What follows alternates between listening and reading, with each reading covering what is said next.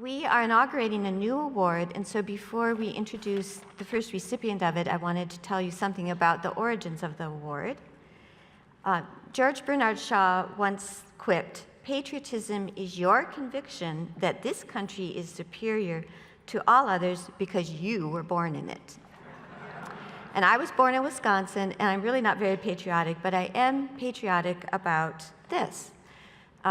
The state of Wisconsin, the Capitol building, has one of the only sculptures of, by, and for women displayed outside our state capitol. And it's a very interesting history. Women, volunteer sculptors, created statues embodying their state mottos for the World Columbia Exposition in Chicago in 1893, and it was a feminist ideal. And so forward is the Wisconsin state motto. And this statue was sculpted by Jean Miner in the early 1890s. And Wisconsin feminists loved it so much that at a time when they had very little income, they raised, I think it was $8,000 to cast forward to make her permanent. And she was cast in copper repoussé, which is what the Statue of Liberty is made of. And the women feminists of Wisconsin gifted it to the state of Wisconsin. And it sat in a beautiful spot outside our state capitol, unmolested, until 1995, when a very backwards man who did not like our forward motto, Governor Tommy Thompson, decided to put her in the basement, to depose her in this very highly symbolic gesture. And so in one of the very few popular protests of our lives, my mother, Ann Nicol Gaylor, who is the principal founder of FFRF, and I, and Dan, went into action. We immediately picketed the groundbreaking ceremony where the governor was announcing the new monument that was going to replace Forward. And my mother wrote the petition that tens of thousands of citizens across the state signed. Even conservatives and even religious folk signed this petition. We were joined by state preservationists and other feminists.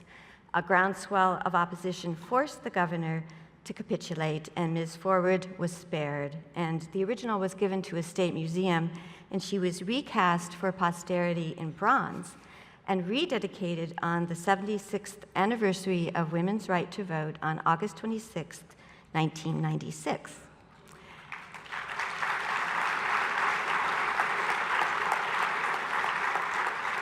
And I consider Wisconsin's motto, Forward, to be the perfect motto for the free thought movement.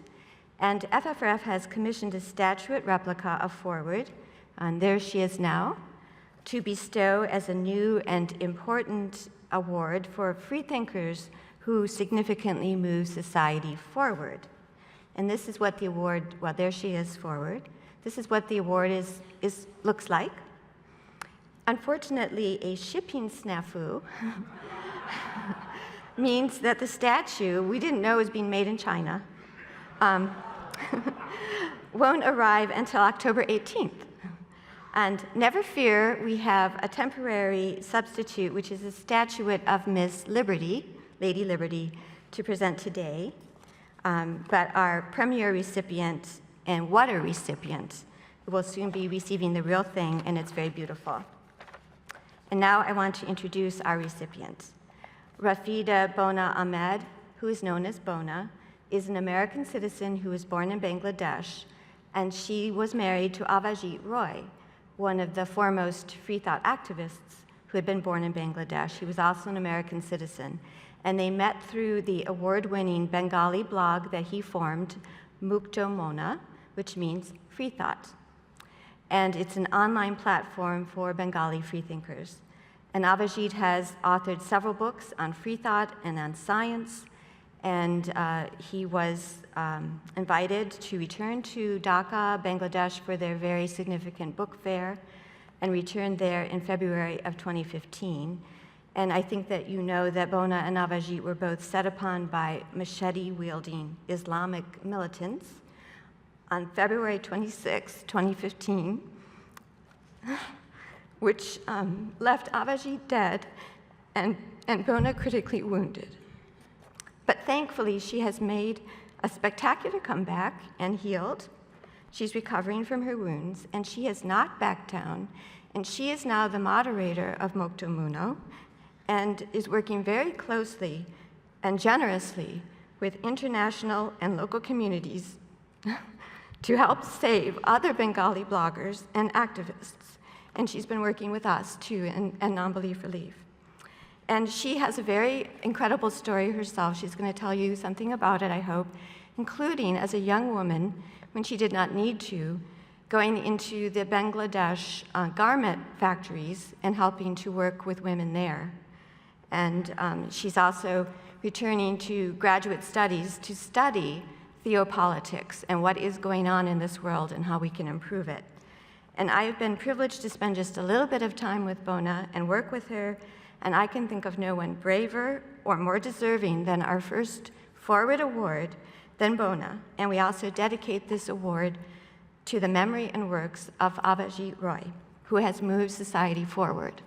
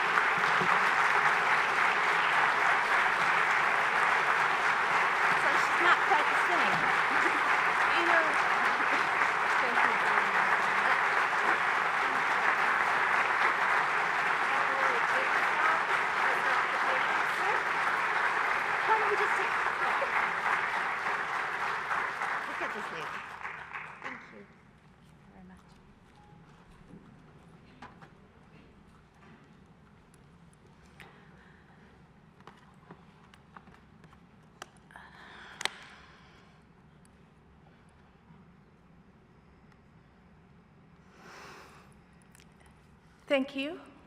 Thank you for inviting me here. Thank you, Annie Laurie. Thanks to Freedom from Religion Foundation for the award. And I also want to take the opportunity to thank Freedom from Religion Foundation to be a partner in this critical moment, helping the freethinkers in Bangladesh almost half the world away. But I am really scared to talk right now after Laurie's lively talk about her experience. I am sorry if I make you a little gloomy with these big words like terrorism and imperialism, and also the names of the countries, unknown countries like Bangladesh. It's true, though. I do get a very weird look. I lived in Atlanta in the South, in the Bible Belt. And whenever they go, "Where are you from?" and I just look at them, I go, "Bangladesh," and I get a blank look. So actually, I play with them sometimes. I go, "Canada," and they go, no, really." So I go, "Here, Atlanta?" No, I mean. I'm like, "Okay, Bangladesh."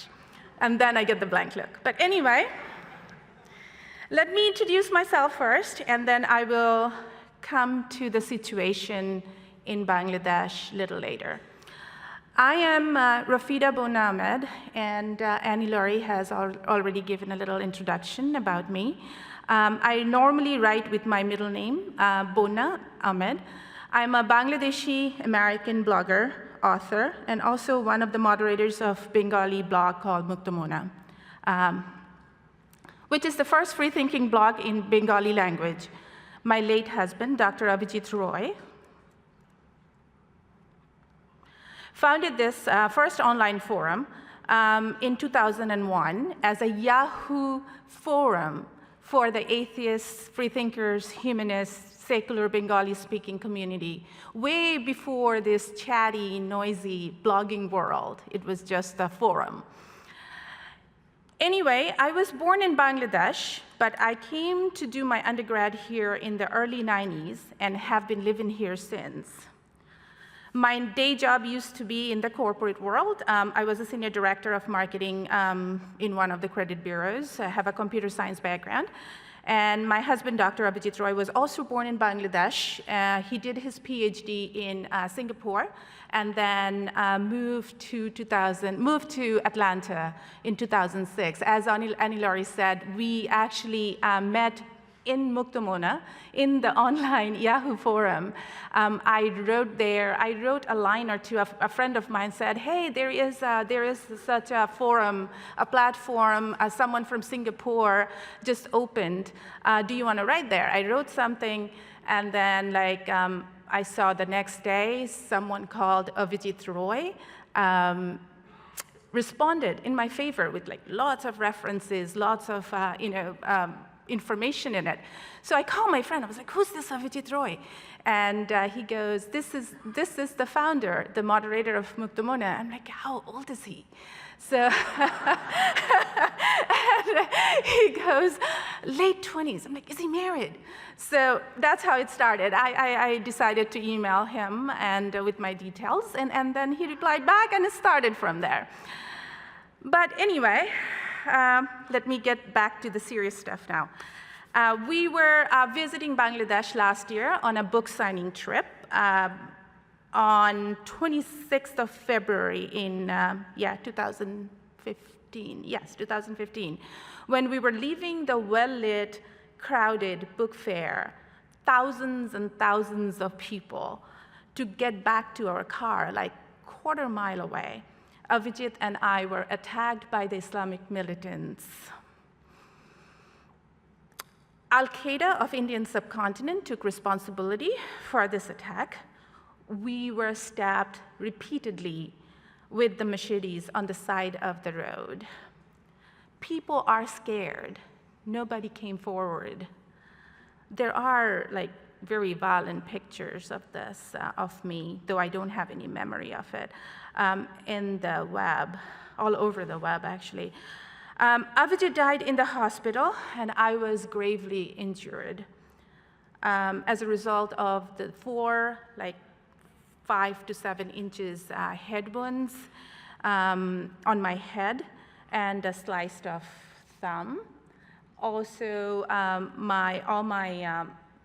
most of my arteries and nerves were cut off on my hands, so I had to go through hours of surgeries to rebuild the arteries and the nerves. I was taken to the Mayo Clinic. I was brought over to the Mayo Clinic in Minnesota, in Rochester, on the 4th day. I went through multiple surgeries. I continue to suffer from constant headaches and also back issues. I have been put on PTSD watch. After the attack, it didn't make sense to continue my job in the corporate world just for a paycheck. So I decided to take a leave from work, and inner city of Texas at Austin has kindly offered me visiting scholarship to do some research work on the rise of Islamism in Bangladesh. They have a very strong South Asian institute. I gladly took it up and moved to Austin. I thought this would finally give me the opportunity to work not for just a paycheck, but for something I always craved to do. And also, my psychiatrist and counselors thought it would be a good idea to wrap up everything from my old life and move to a completely unknown, exciting new life. So I have done so. Let me take a minute to talk about my husband, Avijit, and I, and how we were factored into this situation in Bangladesh. What was our fault, really? Avijit and I were atheists, bloggers, writers, and above all, we are secular humanists who try to answer the larger questions of life. We wrote in Bangla because we wanted to popularize the basics as well as the cutting-edge concepts of science, rationalism, philosophy, and art in this language. I wrote a book on evolution named Along the Path of Evolution in Bangla a few years ago. As I said before, Ovi founded, I used to call him Avi. Ovi founded the first online platform, Muktamona, We wrote about science, rationalism, atheism, free thinking, literature. He wrote and edited 10 books. One of his last books was called How the Universe Could Emerge from Nothing, and that was the book that we were there for in Bangladesh for the book signing event. He wrote books about the origin of life, science behind homosexuality, on topics like love from perspective of evolutionary psychology. His larger passions were science and reason. They acted as a gateway for his curiosity about our world and our surroundings. Still, art acted as a force of change and inspiration in his life. But two of his books, titled Philosophy of Disbelief and Virus of Faith, created far greater attention than his previous work. On one hand, they made him exceedingly popular among the young readers in Bengali-speaking community. On the other hand, these books fueled extreme hostility and anger towards Avijit and Muktamuna from the Islamist fundamentalists. I guess that would be it. That is the summary of our crimes, of our faults. To be hacked to death in the eyes of the Islamic terrorists.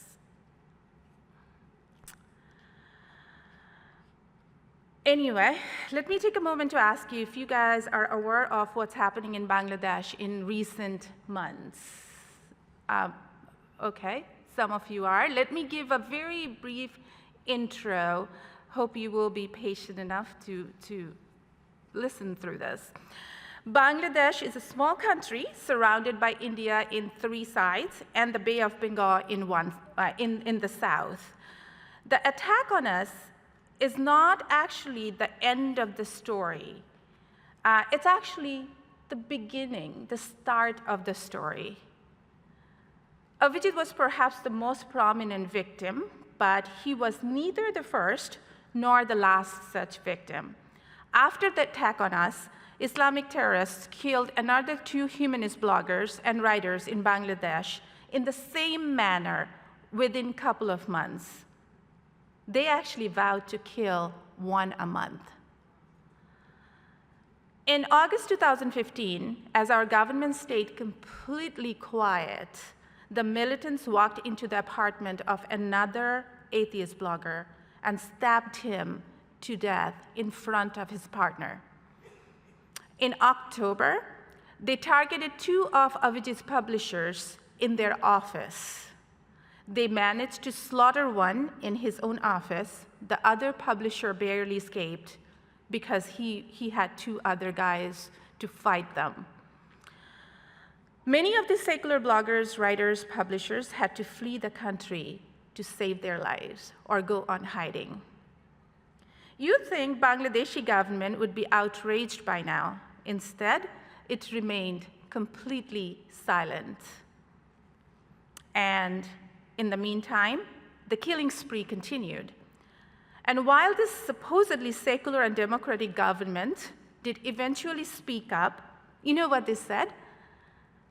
They said their criticism was undercut as they shamelessly blamed the victims for their own deaths for crossing boundaries and warned us against writing anything that could possibly hurt religious feelings.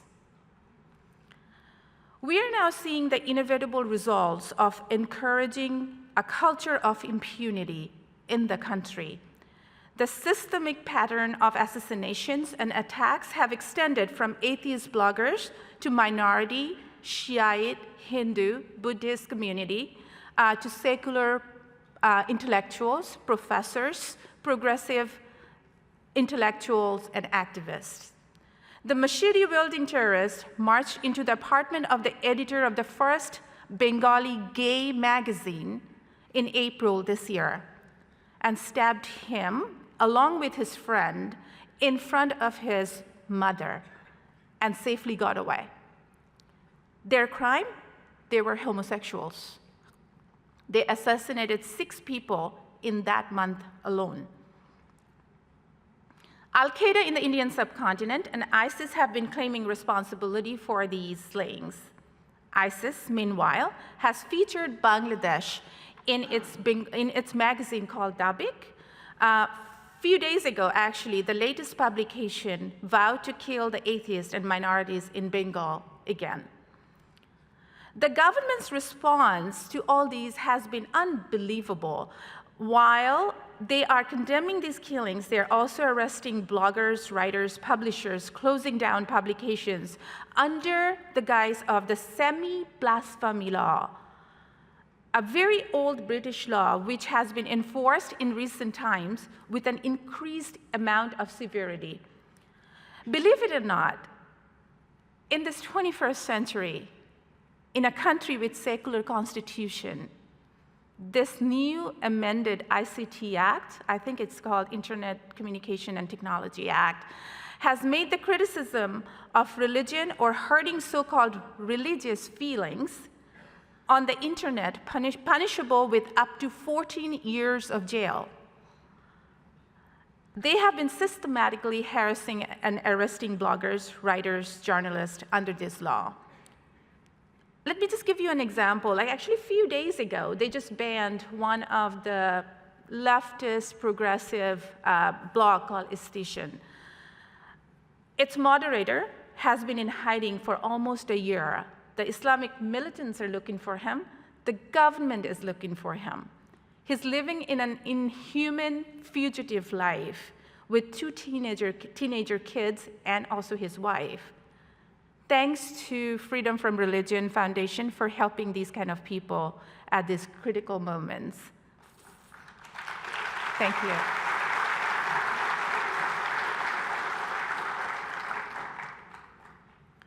The truth is that the liberal, progressive, secular community and minorities of all sorts in Bangladesh now don't just have to fear Islamic militants. We must fear our own government, which shows no regard for its secular beginnings and chooses instead to appease the religious fundamentalists to secure their vote banks. You can say we are caught between a rock and a hard place. The government was finally forced to respond once the ISIS-supported militants took over a restaurant. I don't know if you guys did that. There was a continuous coverage of this for a couple of days here. The militants took over a restaurant in the affluent diplomatic area in the capital city on July 1st this year and slaughtered 20 people all night long, one by one, with machetes. They didn't even shoot them. Most of them were foreigners working in Bangladesh. 29 people were killed that day. Afterwards, Bangladeshi government claimed to arrest quite a few of these militants from a couple of Islamic terrorist groups because they were forced to. But you know what's happening now? Like we hear that this guy has been arrested, that guy has been arrested, and then they're put in so-called crossfire. The police actually kills them before bringing them to the judiciary system for justice. There has been an uproar about this in recent times in Bangladesh. But anyway, I have been continuing to work to raise awareness to the international community like European Union, United Nations, US Congress, and also help out the threatened and displaced bloggers and writers in different ways. We have built a few temporary shelters and migrated few bloggers to the safer places. To be honest, I have to confess, Europe has been pretty open to take some of these bloggers, and also awareness is much higher there about the rest of the world. I'm still waiting to get some positive response from our government here. Freedom from Religion Foundation, along with PEN America and Center for Inquiry, have been a great partner in this journey.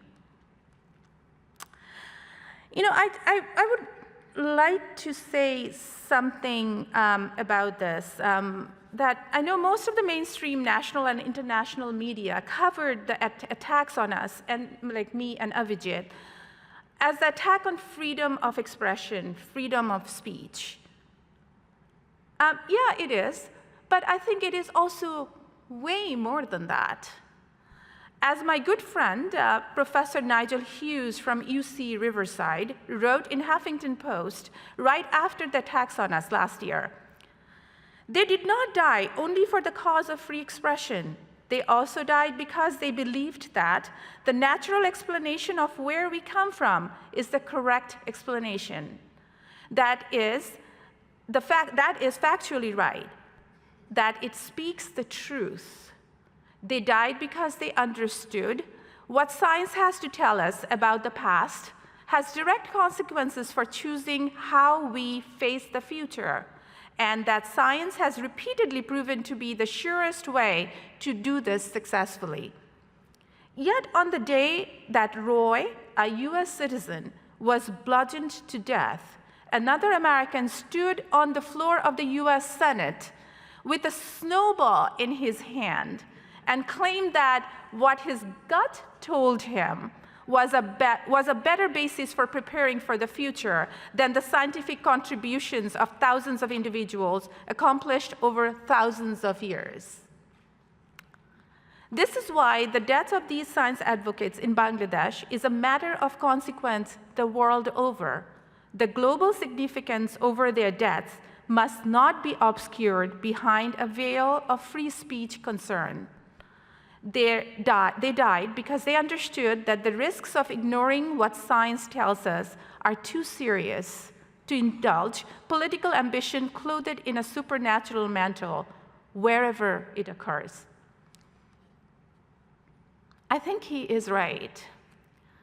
Beyond the direct implications like 9/11 or the killings at San Bernardino, we are seeing a concerning rise of assaults on rational way of life here at home. Modern concepts of equality and assurance of basic rights based on the humanistic and scientific understanding of the world, we see presidential candidates rejecting well-established theory of evolution, denying the impacts of climate change, or attempting to deny women's rights to choose. This list can go on. These are all done in the name of politics and religion. I think secular humanism is more important now than ever in the history of our species. In the last few hundred years, we have come a long way. We're demanding equality for all people, regardless of racial and ethnic backgrounds, sex, gender, religious views, and political leanings. The increase in global wealth has outpaced only by the widening income inequality all over the world.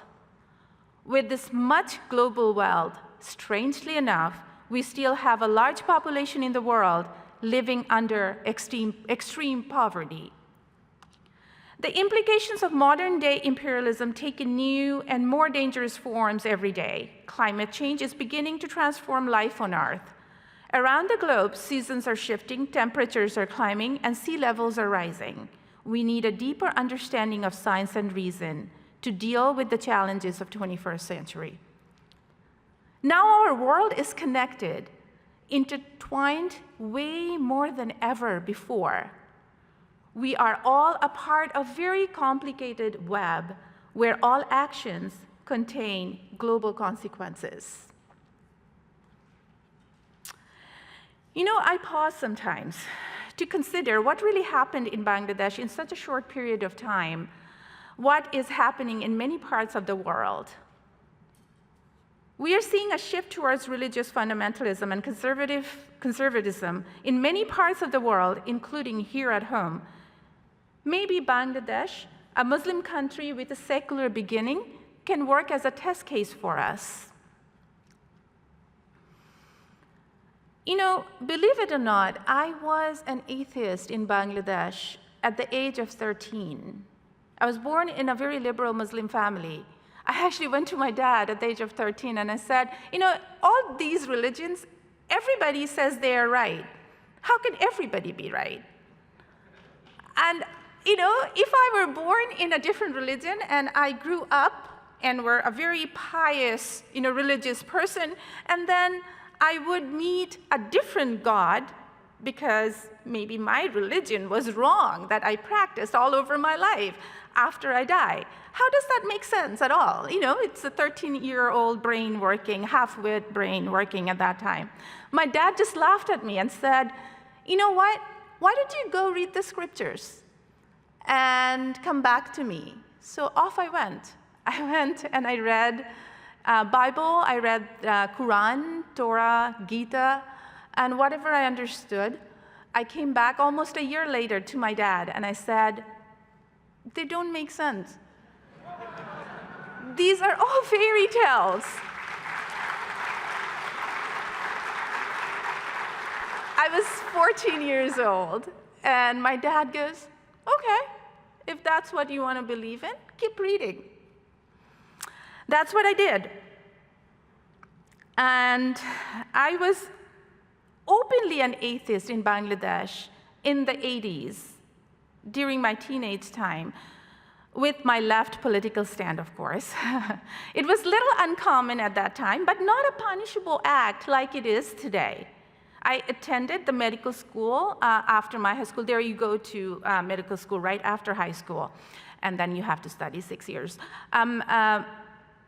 In the late 80s, it was only a matter of time before I dropped out of med school and started working in a garments factory for a year.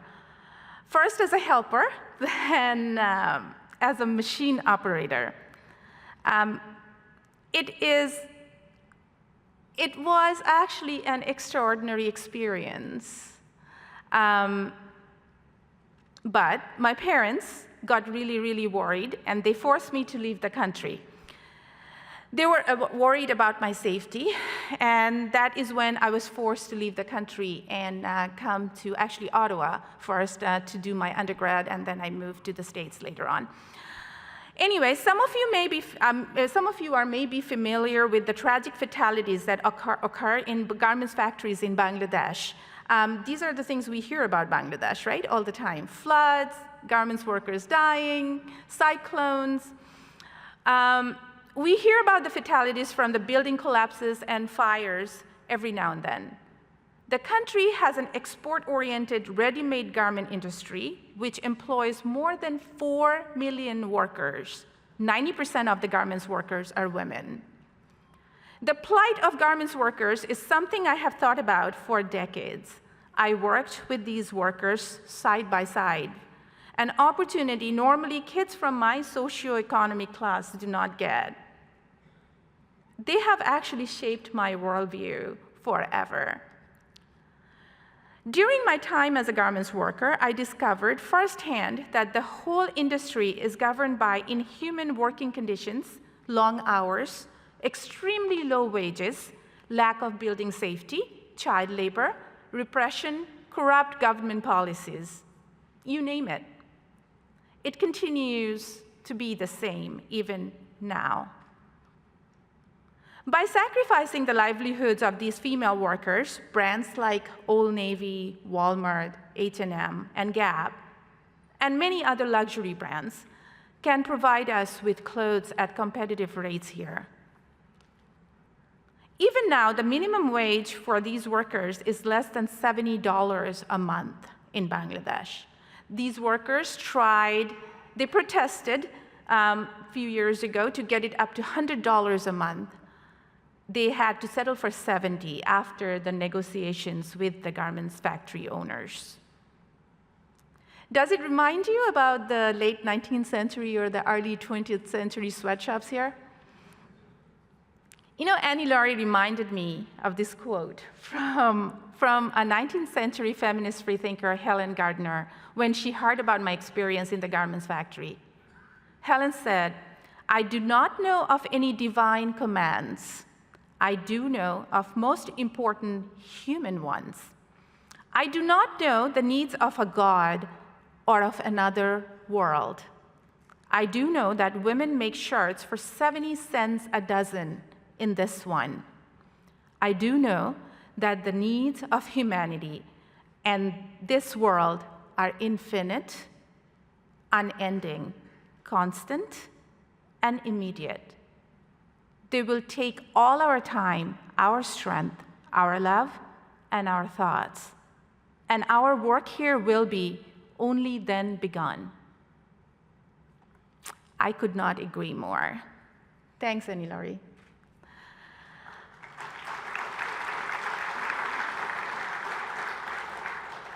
You know, many people ask me, what gets me going after everything that has happened to me? This is what gets me going.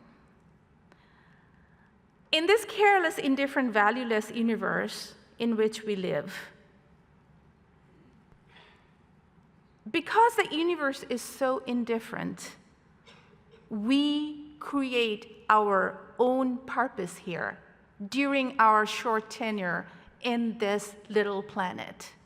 We try to create a better world every day with every bit we can. You know, whenever I start to sink into the deep sense of my personal loss, I realize that for all intents and purposes, that I stand before you in a privileged position here today. I have been given a platform to speak.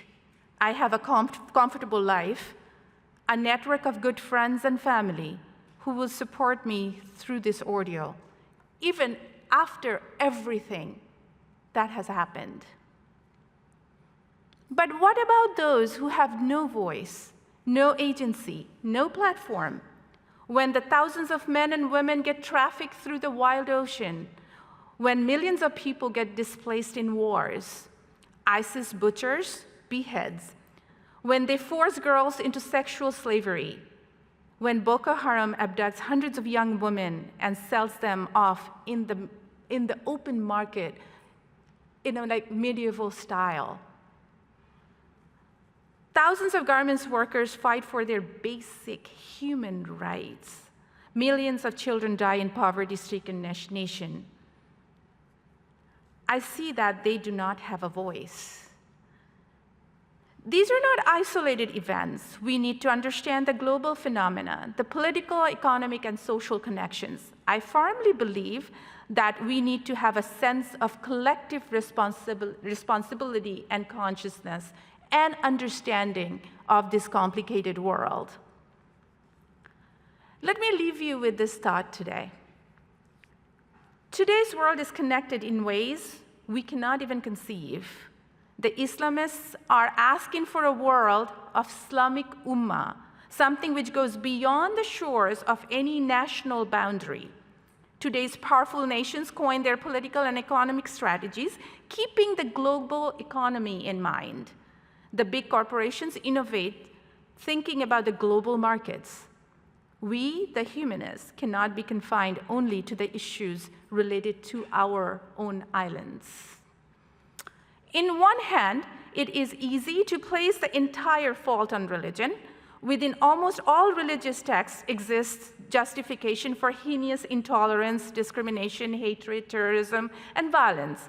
But I think religion is only one piece of the big puzzle. Religion is more than a belief system, more than a cognitive, social, and anthropological phenomena, but a tool which humanity has sharpened into a political weapon again and again all over history. We should be able to navigate these complex dynamics with proper knowledge and reason.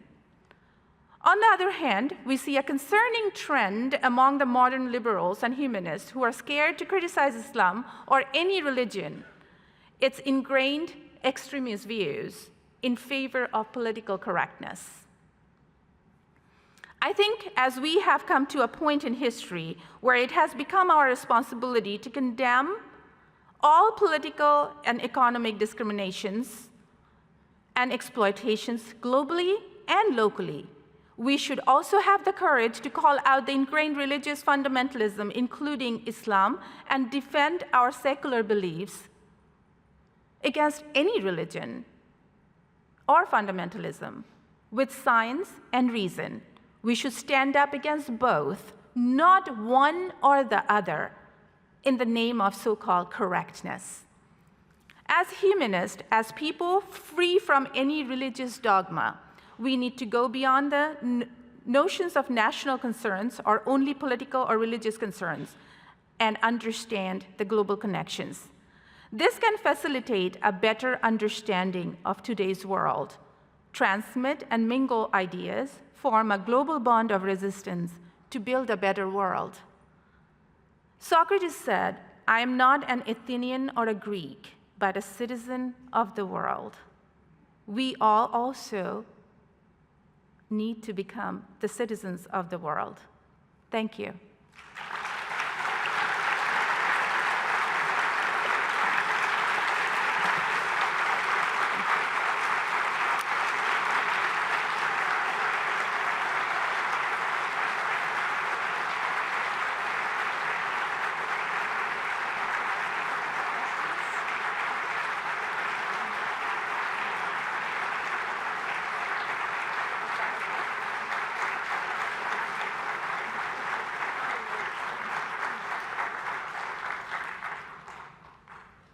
Thank you. So we have time, just a little bit of time for questions. If there are any, then you could line up by those mics. And I just want to remind you that as before you leave, we do have hopefully Lori Lebo sitting there at that front table for book signings for her book. It's a chance to get your book signed. But so questions will alternate. Bonya, thank you for your testimony today. Will you tell us a little bit about the social mechanics from your perspective that has led to the rise of religious fundamentalism in Bangladesh, leading to the transformation of the country you remember in the 1980s to the present, and specifically, do you see a foreign influence? What is the last one? Do you see foreign influence or flow of money? Yes. Actually, yeah, thank you for the question. This requires a much longer time. I will not do justice talking about it in like few seconds. But yes, I have talked about it in some other speeches and talks. Bangladesh had a secular history. In 1971, it became an independent nation state after a 9-month-long war with Pakistan. It had a secular constitution. But what happened was it was plagued, like many other third world countries, with like military rules. The democratic elected government was thrown out. The leader was killed. And then what happened was we have seen an injection, a systematic injection of religion, of religious fundamentalism in the constitution, in the country, in social and political arena of the country, by the governments, by many conservative fundamentalist groups within the country. And also what we have seen is millions of oil money getting injected into the country through Saudi Arabia and other countries, and also the militant Wahhabi form of Islam. They have built like madrasas after madrasas instead of secular education system. And also, the war criminals, it was a huge genocide during 1971. 3 million people were killed. And these people actually killed these people in the name of religion. They actually killed all the minorities, Hindus and other people because they thought being a part of Pakistan was actually the mandate from Islam. And Bangladeshis didn't want to do that. So, these war criminals, believe it or not, were rehabilitated in Bangladeshi politics, backed by international powers. And they also contributed a lot to get the country to this stage. It's a very complicated history, and I think it's an interesting case to understand also like what happened to the broader parts of the world. But interestingly enough, Saudi Arabia is our biggest ally, and we say nothing when they do all these things in many countries, in many of the Muslim countries in the world. I would love to talk about this later in details. There are so many other things have gone wrong in the country in the last few decades. Thank you for your question. This kind of follows on your answer to that one, but how can you just give us maybe a couple, 3 practical ways that, we can do something, to help those people that are kind of in danger right now, or, maybe some other way. The problem is so complex, it's hard to know where to direct our energies, but if we want to do something, is there maybe a top 3 ways to do something positive? Yes, the answer is yes. Thank you for your question. Actually, we have built a pretty good framework in the last 18 months. Annie Laurie has been a part of that. Freedom from Religion Foundation has been part of that as well. We have an international structure to help not only the bloggers, like all these threatened people, not only in Bangladesh, but we can help in many ways. Like we can actually lobby to Congress. We can also raise funds to help out when they need temporary shelters. When they actually need to, they have to live. And this is what we have done. We have provided them with funds in neighboring countries. They are living a very inhuman life over there, but at least they are alive because of that. That is another way. And also, if we could actually get a way to bring some of these people on humanitarian basis. I think there is a visa like that, where they could come and maybe do some kind of fellowship or something like that and hide for a couple of years and go back afterwards. That's another option that universities can provide, because I'm in contact with the embassies, with many European and North American embassies in Bangladesh, and they're saying only if these people have invitations for 6 months to a year from good organizations, then they're going to give them visas, because they know the situation and they know that these people most probably will not come back. So there are quite a few different ways we can raise awareness.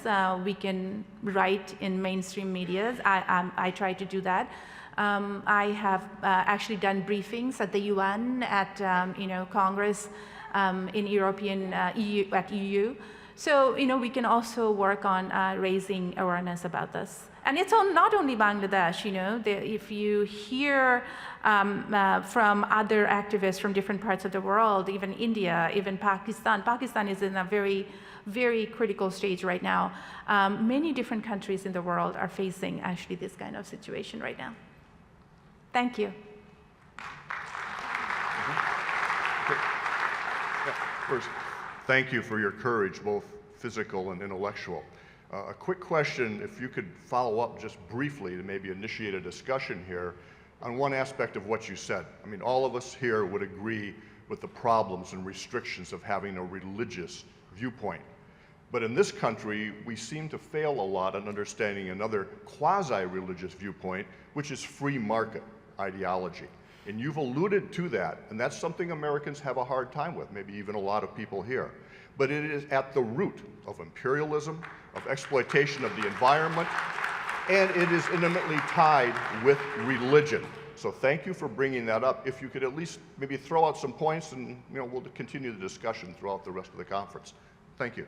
Thank you. I actually have started talking about this. There was a conference 2 weeks ago, a few weeks ago in DC, Women in Secularism, where I actually talked about this in details. I just had to, introduce so many things today that I couldn't cover that. Yes, I am a very political person. That's why I keep saying religion is one piece. It's not only free thoughts, it's not only religion. We need to look at the world from the political and economic basis, and it's a global consumerism. It's this whole idea of free markets. This is a problem. This is a global problem. Actually, I was listening to the CNN debate on Global Economic Forum, where we had IMF director, and also the president of Bank of England, a Chinese governor, and also the governor of, or president of Deutsche, the German bank. And if you hear that, they are, it's an hour. Please listen to that if you are interested. What I heard for an hour, they're saying, yes, we are in trouble. We need to do something. This neoliberal, this the global consumerism, free markets, this global imperialism is not working. We need to polish it, because otherwise maybe all those poor people will rise up. We will be in trouble. They didn't say it quite in those words, but but that's what I heard. For an hour, I was like, really? You guys actually understand the problem already. You are scared. So yeah, we need to talk about that. I actually said this in the other talk, that patriotism is a very very weird thing, actually. It's hard to accept a lot of things that we do all over the world, but I think it is critical right now that we start talking about this. Things are falling apart.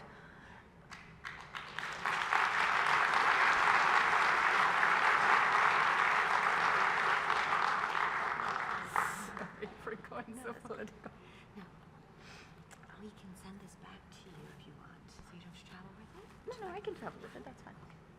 Well, thank you. Thank you so much. Thank you.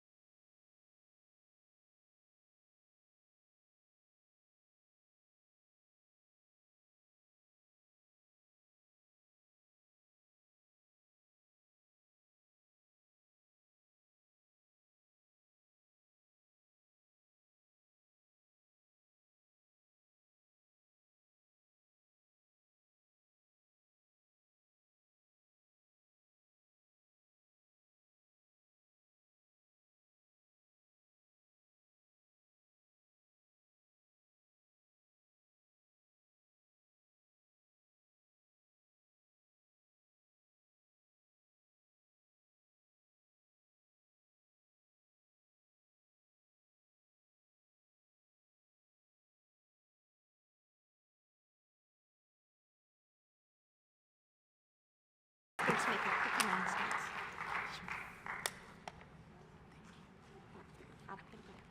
So, if you'd like to have your book signed by Lori Libo, we hope Lori will show up at that little table there. And then we are going to, after that, close the room. And there's a 2-hour lunch break. It's lunch on your own or lunch with new friends. There's a big sheet of all the restaurants in the area and in the hotel where you can eat. The market square is all walkable. There's just lovely restaurants everywhere. The concierge can help you. Stephen Hurdle put together this lunch list, and we'll see you back here at 2 p.m.